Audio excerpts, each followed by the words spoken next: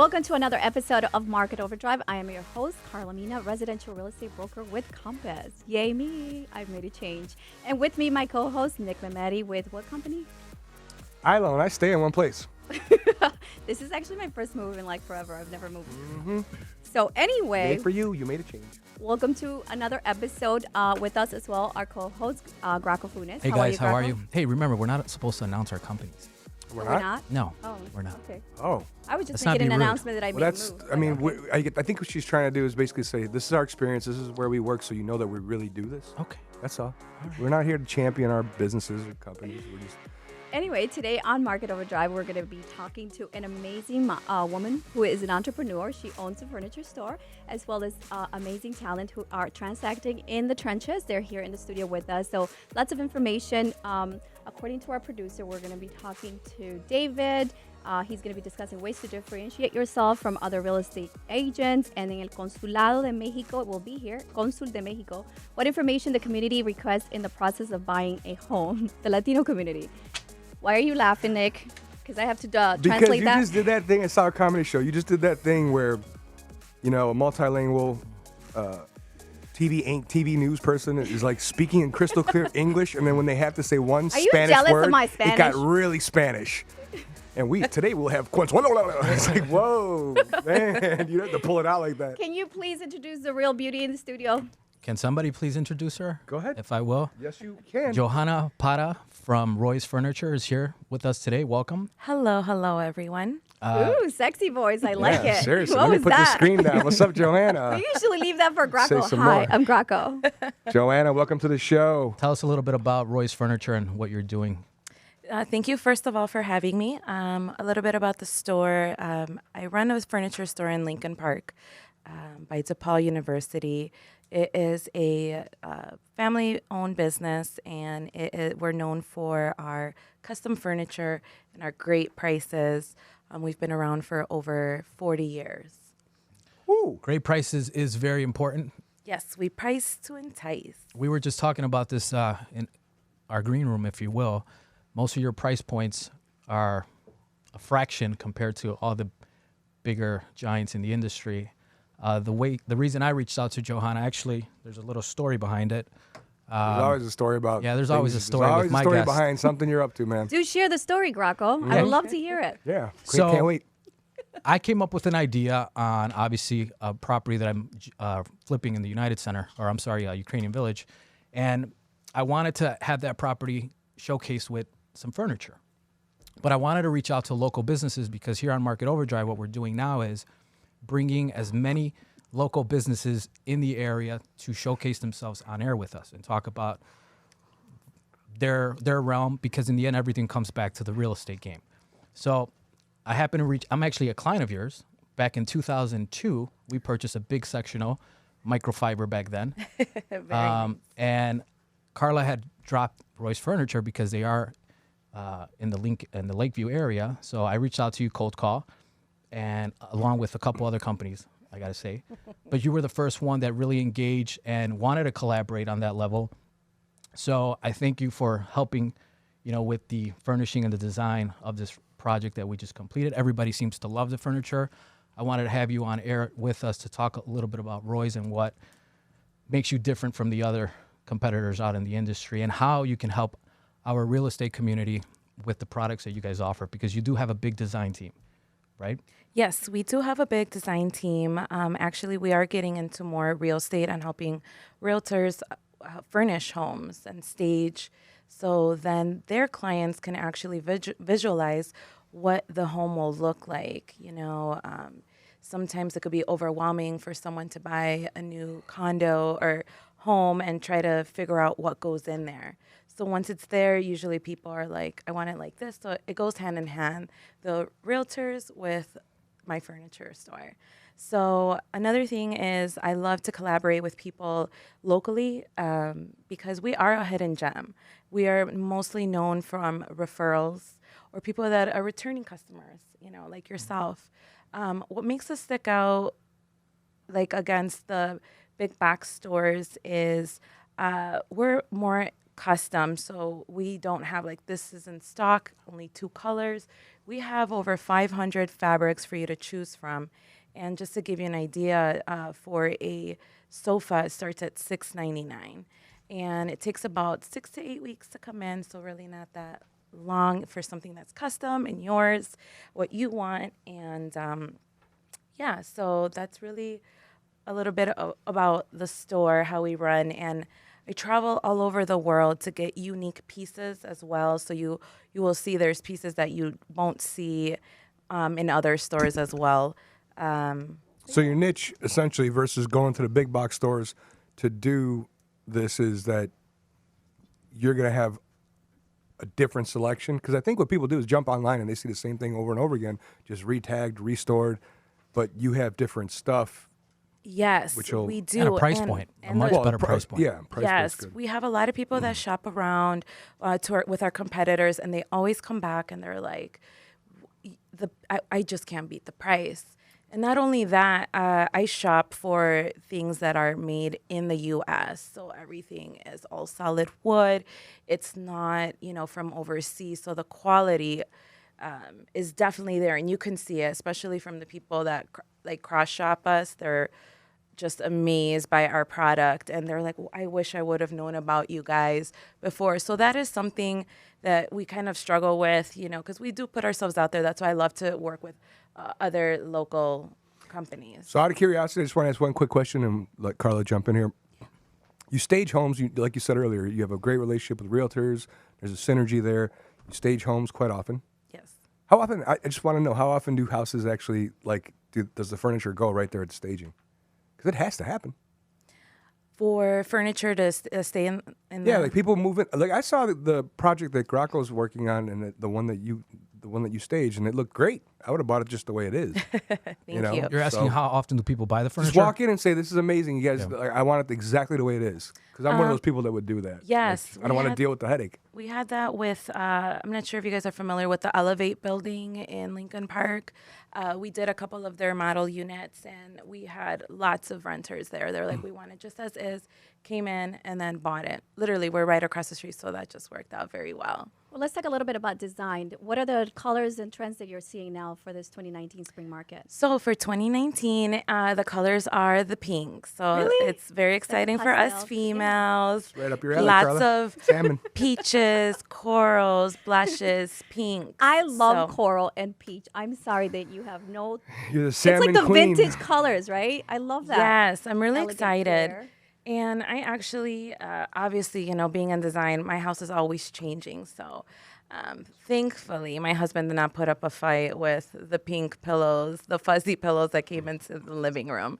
We have the whole gray, navy blue, color that it's still trending. But, every time I know the color of the year, I like to switch things up a little bit in the house. That's awesome. Your furniture is actually really functional, but it also is very it's elegant. I love that big, deep couch. It's like one of the most comfortable couches, and the fabric itself is very soft. But it's a lounging couch, but you made it seem very elegant with the way you position it in the space. So thank you so Yes. much for that. How can we find you? How can we find Roy's Furniture? And where Roy- can we? Roy's Furniture in Lincoln Park, shoproysfurniture.com. We are on Fullerton and Sheffield by DePaul. All right, Johanna, thank you for coming in. Thank you so much We for appreciate your having me. time. Thanks, Joanna. Thank you, love. Amazing job. Thanks. So, Nick, how's the market treating you this spring? How's it treating me? It's crazy, isn't it? Yeah, it's definitely busier. It's really There's busy. no, I think that all this talk about a reset, it's the first month out of the gate, what we call the busier months, looks normal to me. So I'm curious to see how it all shakes out. Yeah, because everybody was thinking about this adjustment and pricing and all that jazz, but it seems It's- like the right At the end- priced inventory is it's flying off the market. At the end of the day, the sales, when the data's done, you'll know the truth. Was it or was it not a correction of any sort? But from looking at the amount of leads and potential prospects and people calling in, it seems like it's just as busy, if not busier than ever. I don't see the difference yet. That doesn't mean they're going to actually go out there and do something, but I mean, the volume of calls of interest is normal. Well, if you're shopping in the Chicago market, it's still very difficult to find inventory. So there's all that pent-up demand. A lot of people are looking for turnkey products, so properties that have been rehabbed or at least updated. So if you're a seller who's sitting in the sidelines and doesn't know what to do, if you have that kind of product, it's not going to sit in the market because there's a ton of demand for that. And especially multi-unit property, everybody's raving about it. Everyone wants to get into a multi-unit. So don't take advantage of the opportunity to bring the property on the market. And if you were sitting in fourth quarter and you couldn't sell, maybe there's time for you to contact Joanna and have her come in and give you a consultation so you know how to rearrange your furniture, maybe add some new pieces. And remember, you can always sell them with include them in the sale so that it entices your buyers. So Graco, please go ahead and introduce your new guests. These gentlemen, the Downey brothers, are here. Hey, Thank you for coming in the studio, guys. Man, thank you for having us. Yes. Please introduce yourselves and tell us a little bit about yourselves and how you guys are wrapped up into the real estate market. Okay, well. You guys have a deep resume, so make sure you hit on all those points, okay? Wow. Yeah. Don't the Downey brothers sound like they're here to collect? We're the Downey brothers, and you owe Mr. Biggs 5 large. Pay up now. We are definitely I'm scared. we are nice to our tenants. I just want to say that we are not. We had a slumlords. side conversation in the back room, and I was like, I don't know about Nick being a landlord, but okay. But we're not going to talk about Nick because he loves to not talk fair. about himself. So let's go ahead and talk about you. Well, I'm Anton Downing, and I'm Anthony Downing. Yeah, and we're the Downing twins from the TV show Double Down that aired on HGTV. Yes, and we're also firefighters. I'm a Chicago firefighter on the south side of Chicago. Yeah, I'm a firefighter on Engine 16 in Dalton, which is the south suburb of Chicago. Oh, Carla, you know Thank you for your services. Awesome. It's and we also buy and renovate and sell properties. We hold apartment buildings. Yes, we we sell do. single family homes. In Dalton? All of our properties are in Chicago. They're all in Chicago, All in and city we also limits. have property in Bahamas. So we have we Right. actually Hey, we- tell me more about the Bahamas Yeah, property. we actually that's actually our What newest are we project. doing wrong, Nick? Yeah. So if people go to our social media, they'll actually see the 2-unit building that we're apartment building that we're We building have right now. adjoining townhouses. They're 2-bedroom, 2.5 bath, each, Right. both of them. We're actually building 3 on that lot. So Slow down. Let's rewind a little Oh, bit. okay. You guys are jumping way too far. So my question I think people want to know is, Yeah. I'm assuming the firefighter thing started first. Yes. Before you Right. got in the property. That was in business. 2009. How 10 years in the game. How does twin brothers decide, man, I'm tired of dealing with burning buildings, or at least let's try something that also, like, where do you I just want to get in property flipping? How's it happen? They got a lot of downtime. I mean, it's It's true. it's a family thing though. Okay. Our mother, she had 2 jobs at one time, at one point, which is most of our stories, right? Right. And then she had a 2-bedroom, 1 bath as a rental income, and she was able to quit her second job. So we saw that as when we were in junior high, right? So it's one of those things where, if you see your parents do it, then you're gonna do it, right? Right. And then we joined the fire department in 2009. So we're 10 years in that, and then our cousin, he's also a firefighter, and he started buying multi-units. And so at first we had just bought a single family. I bought a condo. He bought his first multi-unit. Yeah, 3 flat. And then it just led to another, into another. You start to get confidence now once you've done it one time. Right. A lot of people are afraid in the beginning to buy any property, right? But then once you do it and you're successful at it, then it's like, okay, what's the next challenge? And we just kind of built from there. And then we worked together. I had an automatic partner built in. Built in. Yeah. So who does the construction of it, or the rehab, the actual labor work? We work with our Why are you contractors. always trying to divide and conquer everybody? Which one of you two does the work and the other one watches? Who's the one who collects the checks? He would swear he does all the design, the colors, and all this type of stuff, but it's not true. I'm telling you. Hey, you gotta call I Joanna. do come up with stuff as well. Yeah, no, but yeah, we definitely. We hire contractors to do some of the specific work, the electrical, plumbing, things of that nature. But we also get right in there when it's demo time, or if there's anything, even painting. We've painted entire apartments for ourselves if we have to, just to save time or money. Or Well, quite frankly, the reason why I asked that question wasn't just to be comical about it, but because you mentioned that your mom was a single mom and she was able to quit her second job. And I see a lot of people struggling financially. They're always, buying into these, pyramid schemes or pyramid kind of businesses that women do. They sell cosmetics and it ends up nowhere, right? And so you're paying these membership fees. In some cases, they're about $1,500 to $2,500 because eventually you're going to get a car. But I always say shift that thought process, right? and buy multi-unit properties so that you can collect that residual income and you can have that I call them companies. You're actually buying a company, which is the address of the property, and you're collecting rent and you're managing those clients who are your tenants. So true. But so I love true. I love asking you, like, who does the work, because a lot of people make an assumption that it's going to take a lot of work and you have to do the construction. I mean, you guys are 10-year investors and you don't do the work yourself. Right. So can you expand a little bit on managing contractors? I really do think that the daunting thing for a lot of people that want to get in but scared to get in is like, oh, collecting rent, landscaping, do I have to do the shoveling? We're willing to pay the extra 5 or 7% to have a property manager. You have a realtor, you have a property manager, you have a lawyer. They do all of these things. You just develop your team so you're using them, the same people, over and over again. Right.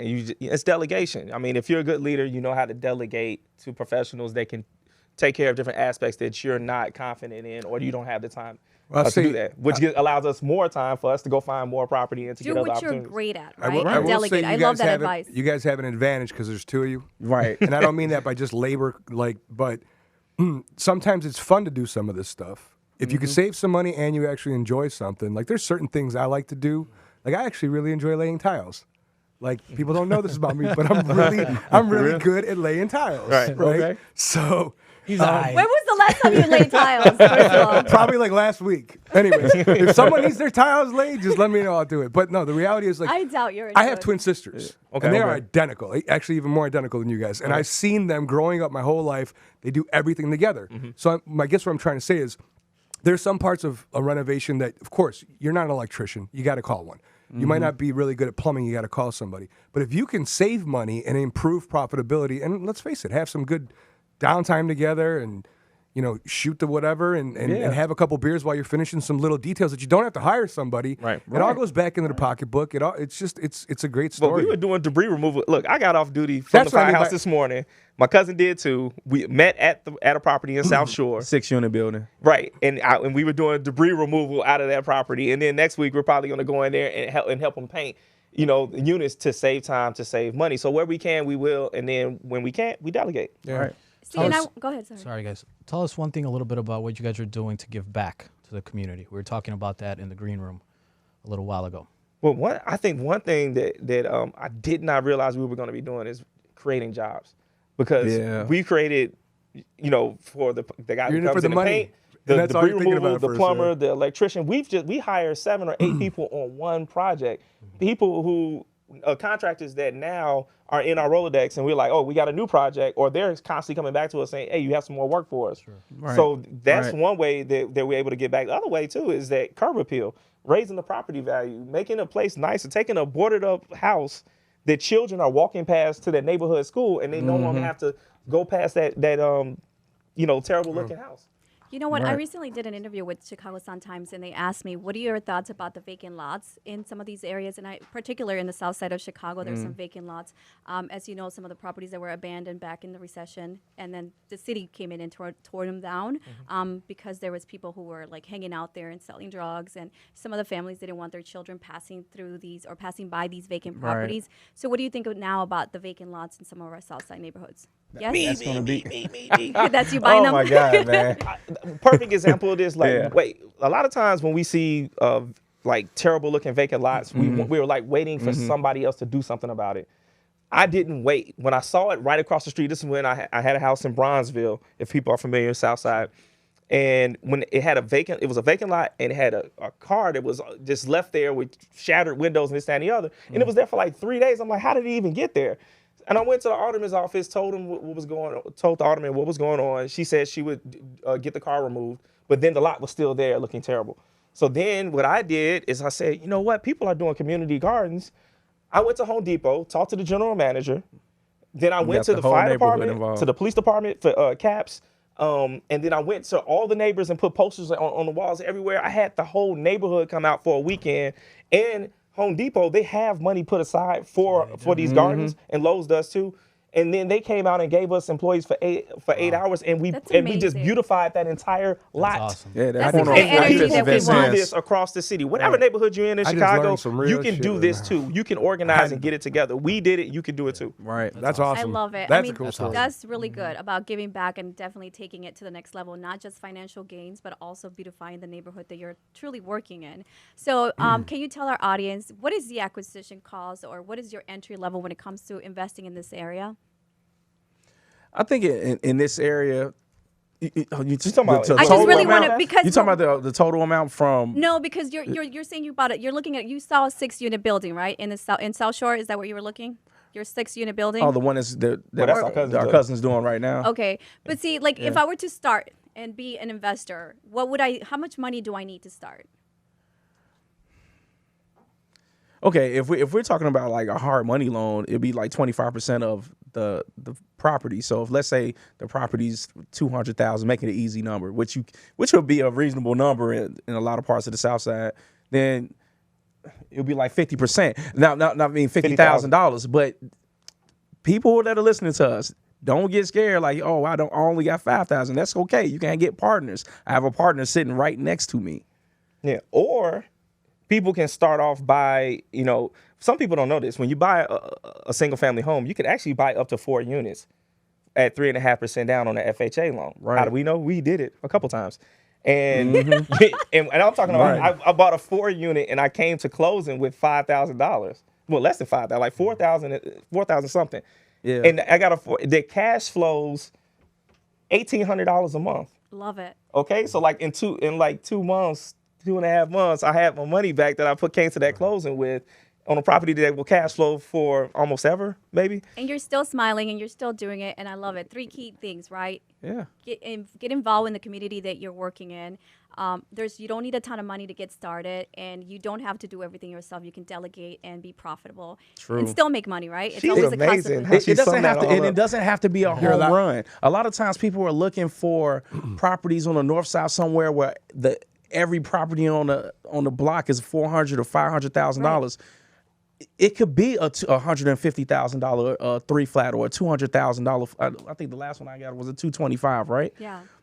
It's a 3-unit building. One of the units pays the mortgage. The other 2 units are cash flowing. Right. And I think a lot of people just like to hear like the ticket item number, like, okay, the acquisition cost is what, 50,000, 100,000, 300,000. But I want you to remember that, again, you're acquiring a company. So the profitability of the company has no bearing on the initial acquisition cost. So you could buy something for 500,000 as long as it's cash flow positive, and you're just got to look at the numbers and analyze the cap rate, right? I got a Right. 4-unit with $4,000 in cash. Okay, See, he's so excited. He's like, possible. I this know is my they're out there secret. listening, There's right? somebody This is true. who's doing their very first property, and you can get in for $4,000 or $5,000 to have a cash flowing multi-unit property. Your It's income tax possible. refund that you probably just got 3 weeks ago. You still can waiting for take mine. that and get it. Yep. It doesn't have to be the best neighborhood in Chicago. Yeah. I can't emphasize that enough. You I can don't make necessarily money. think it's about the neighborhood itself, right? It's Right. about profitability margins. It's understanding what you want to do and aligning yourself with experts that can guide you through that process. I mean, you lean on, that type of product in order to get that loan. A lot of people will say, I don't want Right. to do hard money loans, but you were able to be resourceful and figure it out. So if you guys can figure it out, anyone can, right? And your mom started this a long time ago as a single person. So Yeah, right. there's opportunities for everyone out there. Where can we get a hold of you? You can look. You can find us on Trick Instagram question. or Facebook at The Downing Brothers, TheDowning Brothers, The Downing Brothers. And then on HGTV. that's right. Right. Double Hey. down. Again, HGTV. Double down. Thank you Celebrities in guys the for coming in. All right, thank you. Thank you, gentlemen. Thank you, Love guys. it. Guys. Awesome. Great stuff. See, Nick, I want to see you gardening somewhere and laying tiles in the local neighborhood. I didn't say I parks. can garden. I'm not a good I've gardener. seen some gardens but that have like really cute tiles around the ponds. I can you lay tiles. lay those I can lay tiles. by the swamps? All I can help you with. Yes. Yes. Well, great information today. I hope you learned a lot. I just want the show to be inspiring and, if anything, motivational, because I know that a lot of people work every day and they work in these cubes and they're like tired of having a boss, and this is like the best thing you can do, which is become a property owner and own your own company, be an entrepreneur. As long as you understand the guidelines of managing people or managing your tenants, there's a lot of rules and regulations that you have to follow. But again, align yourself with an attorney that can guide you through this process. And seriously, it's very rewarding when you can provide a home for someone, and you create that relationship with your tenants, and you're able to maintain the property and hold on to that, hold on to those tenants for more than a year or two. And run a really good company. Don't you agree, Nick? Totally. What's the deal with, what are your thoughts on buying like a single property or a condo versus a multi-unit for investment purposes?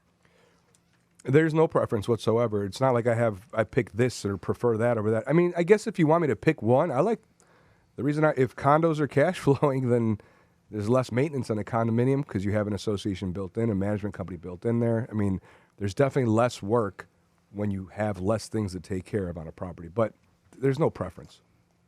Lots of information to learn.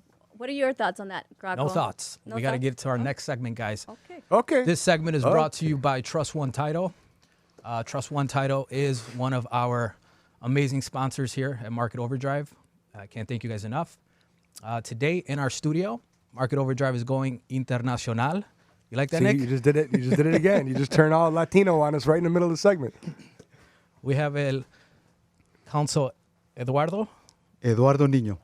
¿Cómo está? Muy bien, buenas tardes. Thank you for Mucho coming gusto. in to Market Overdrive today. Tell us Thank a you little very bit much. about the Consulate of Mexico here being in Chicago. Okay.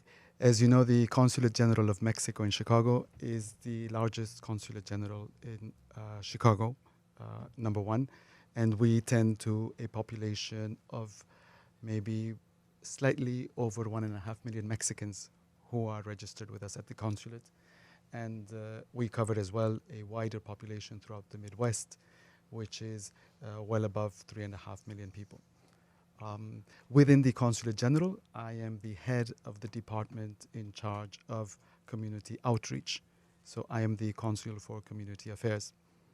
So in that position, what are some of the responsibilities that take over in that? Part of that, the main task that we do is to carry out the mission of what we call IME, el Instituto de los Mexicanos en el Exterior. This is for the Institute for Mexicans Abroad, and they have three main objectives through my Department of Community Affairs and tending to the community's needs, and that is to help in their integration into their adopted communities, to help them guide them in their empowerment, and then finally to reaffirm, to ensure linkages with Mexico, that they maintain that Mexican heritage, which is so important in maintaining an identity. With respect to integrating into a community, what are you seeing with the housing market, and how is this community taking advantage of some of the loan programs or just becoming a property owner in this country? Well, very specifically, and we're very thankful for this opportunity, both WGN, thank you very much, and Trust One Title especially, an important ally of my department as community outreach, because we do help desks that cover three areas. One covers health and sports, one covers general advice on educational opportunities, but most importantly, with regards to your program now, is the financial desk. So part of the task of integrating our Mexican community into their new home in this country is to have a financial identity. So we give orientation as to what services are available publicly or privately, how to improve their credit rating, and that people understand the value of maintaining a good credit score. And then, of course, that they are aware of the whole process of acquiring a home, mortgages, etc. Many times people fall through the cracks in the process of purchasing a home, for instance, and people find that they come to the closing of an operation and they haven't taken into account that there might be additional charges to be covered, and people are totally unprepared for that. And that comes from a basic knowledge of exactly how the process works. Quick question. Under an assumption, and you'll answer this, the recreational and the sports, that's kind of a constant thing that's constantly going. But these seminars or whatever educational platforms you could put out for finance, is that done regularly, like on every month, every quarter? How often is that happening? And so people are aware of, like, they can go more than once to get more information. You never understand everything one time, so it's like repeating it. Yes. The financial help desk at the consulate is open all day long. Oh. When we're there. So just calling it questions. Exactly. Oh, okay. Exactly. And it's just people may just walk in. Okay. And we are happy to provide information. Oh, cool. I love this. So this is an effort called Financial Identity, where you're teaching people or just residents or Mexican immigrants on how to become or how to secure credit, how to secure a loan. And then you do this through just ongoing walk-in services. So someone can literally walk in there and not have to sign up for anything. Exactly. Okay. Exactly. That is, for instance, there is one coordinator of the financial help window, and he has assistants, and that is inside our office upstairs.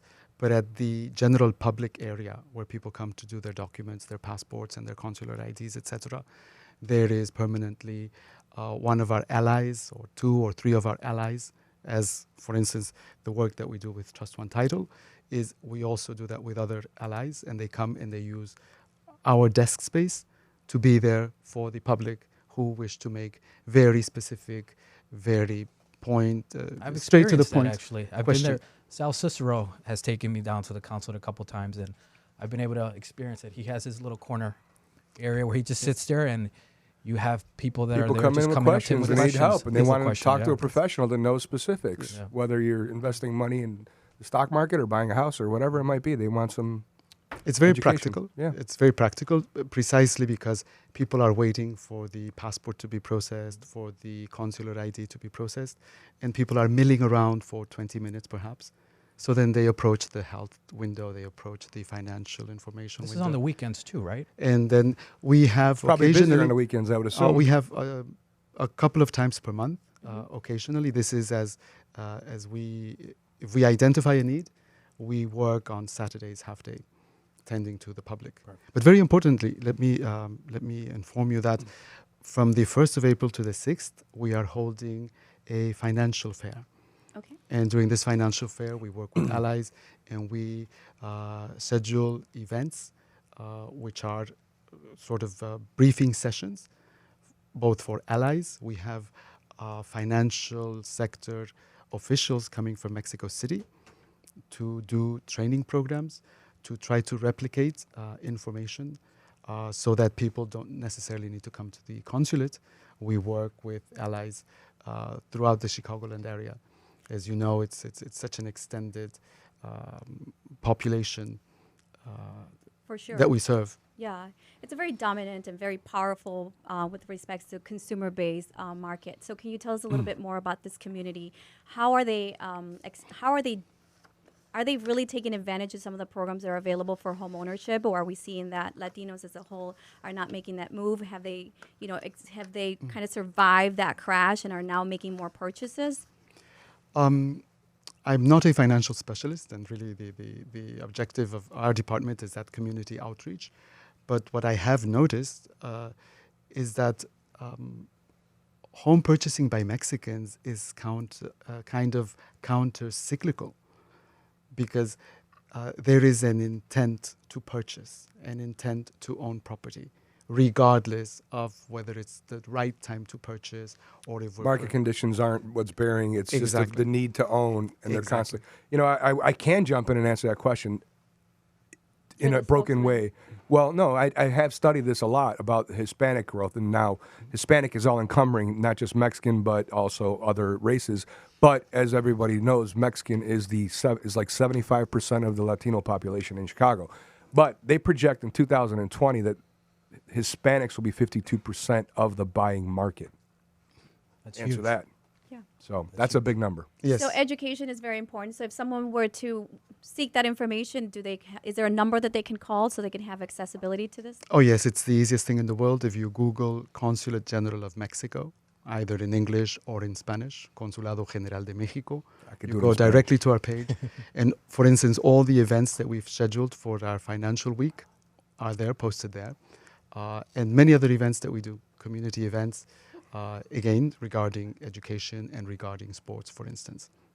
Love it. Great information. Good stuff. So Thank as you see, we have a very diverse group of guests here today to inform you and guide you. And there's tons of help. I mean, there's no reason why people should be in the dark about anything these days. If you go online, you can Google anything. And more importantly, I love that you have this service for the community, because I think that once you go to other organizations and the format is not in your language, it's kind of watered down and people just don't get it, and they feel like, you know, even though the services are there, if it's not in your language, then you can't learn from it. So what are some words of encouragement or any advice you can give to any of our listeners who are on the sidelines concerned? I mean, there's a lot of, I don't know, like there's a lot of negative media out there about home ownership and just being part of, you know, this country or just assimilating. What is your one advice that you can give to our audience as far as coming out and really, you know, tapping into that dream home or buying that dream home and not being afraid of anything? I can say two very important factors here. One would be that we speak to Mexicans in Spanish, naturally. And so there is not a language barrier. And we are facilitating access to information in that way. And secondly, and I think it's also very important, the services and the allies whom we work with are basically nonprofit organizations. And then when it's private sector enterprises that we work with, we make sure that rates are fair, that practices are fair.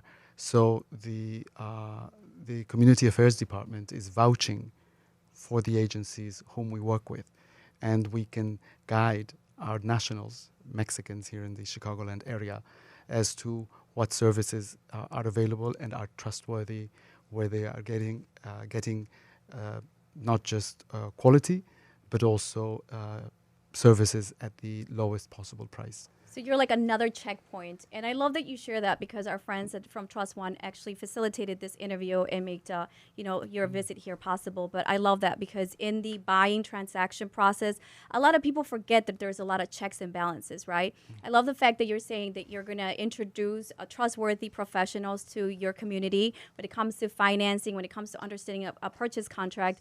It's very overwhelming for someone because they're always afraid, right? There's that big mortgage payment, that's that big loan amount. And so you are able to water down that process and actually kind of guide them and just be there to make sure that they understand that they're protected and they understand the process. Because when you're transacting in a foreign country, everything else seems overwhelming. Is that what you're feeling or seeing in the community? Not exactly. I mean, I can agree with you. You're right in many respects. However, there's an important point. I find a bit of the opposite. We have to get people to slow down a bit, because most Mexicans, and especially people who are newer arrivals in the Chicagoland area, they are eager to purchase, regardless, as I've said before, of market situations. They are not quite aware of the costs which are implied, or of getting into the commitment of a 30-year mortgage or a 20-year mortgage. And people are eager to get into these arrangements, and it's a way of falling into traps a couple years down the road. So that is the usefulness that we do. It's not so much to encourage, but also to proceed with caution. Great thinking. I mean, obviously, that's good to hear, though, that you have a very active community that is seeking to buy and become residents of Chicago, not just here, but also, you know, with purchasing a property and anchoring and putting roots down. But I do agree with you. People should make these purchases with knowledge and understanding of what kind of commitments they're getting into and understanding the legalities behind it all. Nick, you transact in this community a ton. I mean, historically, that's been... Yeah. It's an amazing community, and he hit on the head. Market conditions, and we've had group discussions as a team. We are fortunate enough to have a lot of Latino loan officers that deal with, obviously, most of the clients are Mexican. And over the years, 24 years, I've seen it where certain parts of the market cool down, but the Latino market keeps moving forward. And I've always told that to the staff that, listen, as long as things make sense, it's not just buying a home for the investment. They are great calculated gamblers when it comes to business. If they take money out of a house to open up a business because they're confident it's going to succeed, they take those chances. Or we just had, the Downey brothers here, they can attest to this. If you bought a property a while back, you have some equity, they take it out to go buy the next one because there's a great opportunity. They're very active is what I'm trying to say, and I've always applauded them for that. Consul Eduardo, thank you for coming in. Thank you very much Appreciate for your having time me. here. Thank you You're very a much. busy for man, coming. so you got to get going to your next appointment. Thank you very much. We're going to come see you. Please Look do. at you Sure. with that stats. I You got actually stats read on stats on stats, bruh. stacks or stats? I'm not just an ugly face. I'm also a statistician. Oh wow, you are an ugly face, though, Yeah, but I do don't appreciate hate. that. I love to hear more about the community, though, right? Because we always feel like everybody wants to generalize the community and say, oh, they don't know the process very well, but they're a hardworking community, and one of the things that They're a we big do, part of our community. it's a big part of the community, but not only that, it's like I think that success to us is to have a home for our children. I think culturally that's one of the things where in Latin America you buy a property but you don't use financing, you just buy a cash. The American or it's dream. inherited. The American dream on the outside, not for us that are born and raised here, but on the outside is I want to get to America. I want to prosper. I want to do better than what I'm doing here. I want to own a piece of property. I want to own the piece of the country. Right. And it's got to be done. And market conditions, we can get finicky because we're entrenched in data and it's better to buy next month than this month or whatever the case is. But those people are just looking for the opportunity and they want to finally do it. And I think that sometimes that's better than trying to overthink the process. I love the message, though. I think the message was very unique, and it was that to do it and be aggressive and attain those goals, but also be cautious about it and be understanding of the process. Because I know a lot of people get into these mortgages and they really didn't understand, what is the mortgage, not just the mortgage payment, but what is the escrow and what's in the escrow, like insurance, Right. and then property taxes and how is that paid, and then they're like at closing and then they don't even know where to send their payment. Yeah. I'm just jealous that the Mexican community has something like that. The Albanian community, our concept. The what community? I'm sorry? Albanian, what I am. It would have been Albanian? like, just some guy in the back of Dunkin' Donuts. What do you got? What do you need?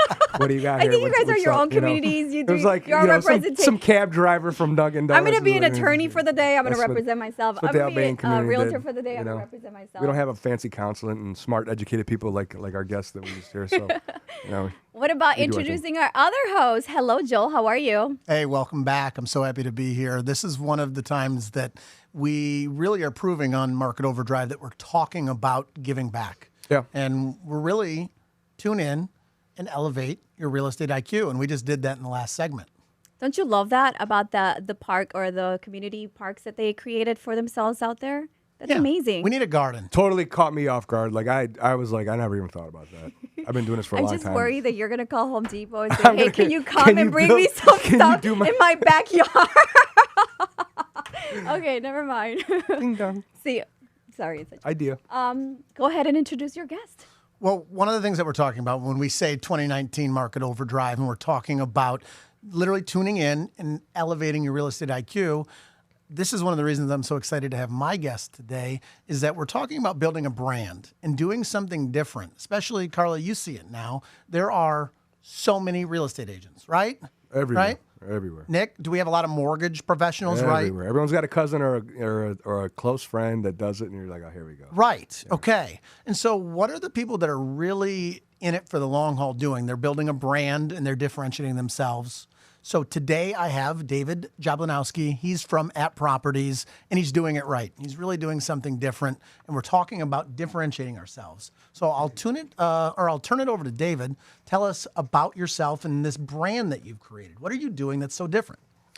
Well, thank you, first of all, for having me. I appreciate you having me here. I worked, just as a point of background, in marketing and advertising for 20 years before I moved into real estate. And so branding was something that was really ingrained in everything that we did. And that's something that I brought over to my real estate practice.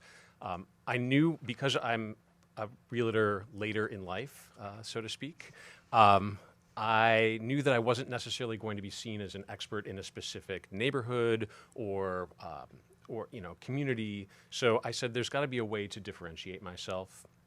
And so I looked to my passions and I looked to my interests, And my passion and my interest is in interior design. So I offer buyers and sellers interior design consulting, whether that is taking them as a buyer to go pick out tile or countertops, paint colors, things like that, or as sellers to help stage their home. And I've even used some of my own personal property in their homes to stage. And it's been very fun for me. I love that because it doesn't just speak of you being different or how you're going to run your business differently, but it's talking about the kind of customer service that you provide your clients, right? A lot of realtors will put property on the market, but here you are taking it to the next level. Why do you think that's important when people are selling their properties? Well, I think as we were talking earlier, there are so many real estate agents in the city, and you really have to remember that this is a relationship that is not just for the life cycle of the purchase of a home or the sale of a home. So you really want to make sure that you are building a relationship with these people. And one of the ways to do that is to ingratiate yourself into their beautiful homes. And as one of your previous guests was talking about, trends change all the time. So that's a way for you to continue the conversation with them and just say like, hey, this is kind of interesting. I saw this. This reminded me of your living room, of your dining room, of your bedroom, what have you. Or have you thought about this? I know you're thinking about updating your bathrooms. Well, here's an article on 10 trends that are very highly saleable. And those things are working, right? When you're out there and you're actually having these types of communications with buyers and sellers, it resonates a lot more than just talking about purely price and payment, right? Absolutely. When you're talking to somebody and you actually can create that relationship, you're going to get what? More referrals, right? So talk to us about how you're doing this, because it's not just one transaction at a time. You're building a brand. Yeah, I think, it goes down to the details, really. And you have to think about every single element of a transaction. And so I try every day in my real estate practice to be thorough and thoughtful. And I consider that to be kind of the art and the science of real estate. So you have to be thorough. That's the science, right? You have to make sure that all the forms are completed and all the I's are dotted and T's are crossed. But you have to be thoughtful as well. And that's making sure that you are taking care of their mental health as well. We are one part therapist in our job. Talk to Nick for a while then. He sometimes needs a therapist. I mean, you just on any given day, you never know what happens. He could literally lay on the couch and or you could also be the therapist too, right? Oh, both. We do it? Yeah. No, you definitely. Oh my God, is Joel those days taking come. a jab at you? I love it. I'm just messing with you. No, that's not a jab. I didn't take a jab. No, baby. I thought you needed therapy, but okay. No, I would take the jab. I think what he's saying is that, yeah, those days can get tough. And then the clients are, especially first timers, are paranoid. And it could be draining on you as the professional because you feel like you've sometimes repeated yourself several times. But the paranoia overtakes the hearing. And, you're a therapist. There's no doubt about it. Aside from therapy, can I go back and expand on that art and science? Because I think that people who are listening should understand what you mean by that, right? When it comes to listing a property, the science is understanding the numbers, how long the property is going to stay on the market, and pricing, right? But then the art is what you do, which is something different from what everybody else is doing. What are you advising people to do with respects to designing their home to sell? Obviously, and this will come as no surprise to you or any of your listeners, decluttering and depersonalizing a property is really important, really making it look like a model home. And you have to remind people that we don't live in our homes when we're selling them the same way we live in them the rest of the year. And once you get people over that hump, then they're okay. They understand this isn't personal. And I usually ask them to take a step back and say, if you were buying this home right now, what would you change? What would give you pause before moving forward on this property? Or if you were staying here, conversely, for another 5 or 10 years, what updates would you make? And you have to remember that, especially in 2009, we're looking at a lot of buyers who really want turnkey products. So they want the beautiful white or gray kitchens. They want, all of the kind of modern amenities. And that's just, that's the mindset that we have to put ourselves in as sellers. Yeah, and I think that there's that struggle when it comes to working with a 10-year realtor or 10-year professional versus somebody who's new, who is just going to tell someone what they want to hear and just be yes and do these things. And then you find yourself in the market for a very long time because you're not communicating your expertise to this potential seller per se.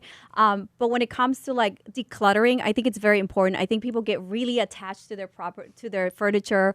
I had cases where people have like this big old like, L-shaped couch, and then they have 2 more chairs, and it's like, another table in the middle and another lamp, and it's just a bunch of pictures of everybody. So what is your advice when it comes to decluttering? I think it's important to kind of take a step back and like I said earlier, just depersonalize the process. Go in, and if you really can't detach yourself from your items, from your property, then you have to go to the math and just say, I need to get rid of 50% of what is in this room. So just start somewhere. People will open closets. They're going to open your refrigerator. You have to declutter everything. And you want to make sure that someone coming into a property doesn't think that you're already outgrowing it. And so am I worried that I will outgrow this property too quickly? It's not easy. And so that's why I'm happy to be there and kind of hold their hand and walk through. But usually I say the rule of 50%, and that seems like a lot, but it's really important. You want that breathing room. David, I like that message because I think I completely agree with it. I mean, people are there to see the property. And I know a lot of realtors say envision themselves in the space, but what people are not really advising their clients to do is to walk through that property as if you were the potential buyer. So if you know you don't have enough closet space, then don't make it obvious to that potential buyer. Don't start stocking your groceries into one of the closets and then your coats into one of the closets, because then the potential buyer is going to say, oh my gosh, there's no closets, right? Because the next person may not need a ton of closets, but if your property doesn't have a ton of storage, then just remove. I mean, sometimes 100% to 75% of your personal items because you're moving anyway. I think it's, one of the things that's also kind of hard to hear, but I will tell people it's worth the money to spend on an external storage unit, especially depending on, what the level of clutter is. And here's the thing, clutter eats equity. And so that 3-word phrase. Like Tagline in that one. I'm like stealing that. that. Oh. The Preppy Realtor, that's done. I'm taking it trademark. Clutter eats equity. Once you kind of put it really, that's where I get a little bit more science than art. If you have to give the little tough love, people understand that, and they want the most amount of money in their property. So you have to remember that. I really like Great what you're saying there. And when you can actually break it down and talk about taking half of something and taking it out of your house, it may be a daunting task, but when you put it in dollars and cents terms, truly, what do you see when you walk into a house that's full? It's really hard to see yourself living in that place. It also looks small. It does. It looks smaller than it probably is when it's too jammed up. Have you ever been to a hoarder's house? I've done a couple, walk through some, short sales that I want to buy. Have you ever walked into a hoarder's house? I've seen it on appraisals, yeah. I You have can see the literally seen photos. 3,000 square feet feel like it's a studio because it's so cluttered. I mean, that's excessive clutter. But, yeah, when it's overfilled, you feel like you're there's nothing here. So you created some value here, Dave, and I also want to touch on one more thing about the actual branding. So can you tell us, you have a tagline, I think Nick just said it, but just tell us a little bit more about what you have created with this branding and the name and the thoughtfulness behind that. Sure. So I kind of anecdotally go by the Preppy Realtor. It's just honestly, it was a fun, silly way for me to have people remember who I was. I think if you walk up and down any Chicago street and you see 510 for sale signs, you'll see, the X group, the Y group, this person, that person. People don't necessarily remember all the names, so I wanted something that was a little catchy. And it's just part of my East Coast heritage. I was born and raised in Massachusetts and New York and spent the first part of my life out there. So it was an easy transition because that's who I am. And you look so good. One of the days where there's somebody on the show that, well, Nick's always looking good, okay? We know that. Nah, man, you're the one. You always got the fancy Stop jackets. it. I like that jacket, actually. But you look great, and that's a really good thing that people can do to differentiate themselves, because you're right. It is about names and companies. And if you could really get into somebody's life and they continue to see a brand, those are the companies that are going to succeed. And those are the realtors that in years 5 and 10 from now, they're still going to have a brand. It's not just brand, though. It's added service. He's specifically told you he helps with design. And a lot of realtors don't even bother. They're like, well, I'm going to help you buy and sell. And he's literally giving you what would cost you money. I mean, I'm sure he's not going down the depth of a full-blown interior designer, but you're doing a service to people that you don't have to. I give a buyer 6 hours of time, and I give a seller 6 hours of time. There's a lot of cost in that. And I try to put a limit on it. Of course, if it needs more, I'm going to do that. But it does kind of quantify the offering. Serious added value. Serious added value. Joe, where do you find these good guests, man? Well, here's the thing. I'm all about branding and giving back. And the whole idea about 2019 was bringing people on WGN Market Overdrive that were creating value for the people that are listening, and so that we can continue to grow our market share. Good stuff. I love it. Carla, Mina. Yes. How we doing? We wrapping this story Doing up? great. Let's I think do we've this. done Yes. well over 45 minutes. Whoa. Wow, look at that. Look at that. We're going to get Actually fired. They're going to talk can for us. They're going to kick us out of WGN. We got no time. That's what WGN stands for. We got no time. There's a T, WNT. I love you guys were doing that bromance thing, complimenting each other on the clothing. You never compliment my clothing? Because it's not good. Okay. No. I'm sorry. So he literally called me and was talking crap about my my sweater. Carla always wears pink or salmon. She really constantly I don't wears think pink he or salmon. appreciates my femininity. No, I appreciate Did it. I say it correct? Anyway, thank you so much for hanging out with us again. Yet another episode. It's a segment episode. I never know what to say. But Market Overdrive.